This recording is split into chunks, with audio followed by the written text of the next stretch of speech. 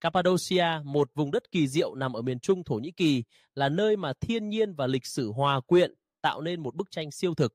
Khi bạn đặt chân đến đây, cảnh quan độc đáo với những thung lũng cổ tích sẽ khiến bạn ngỡ ngàng. Những cột đá kỳ dị, những đỉnh núi hình nam, tất cả đều được hình thành từ trở núi lửa hàng triệu năm trước, tạo nên những ống khói tiên nổi tiếng, biểu tượng của vùng đất này.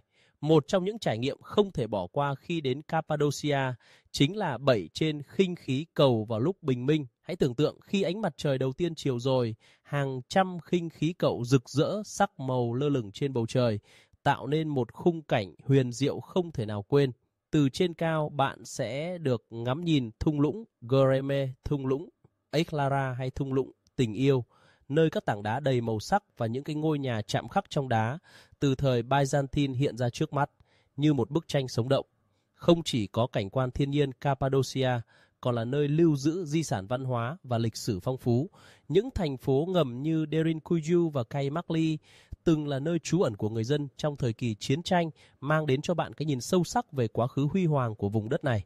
Các làng cổ như Uchisa, Avanos và Ortahisa cũng khiến bạn mê đắm với những con đường đá cuối, kiến trúc độc đáo và không khí cổ kính.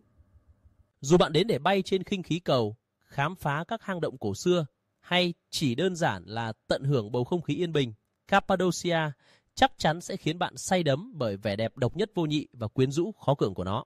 Hãy để Cappadocia chinh phục trái tim bạn.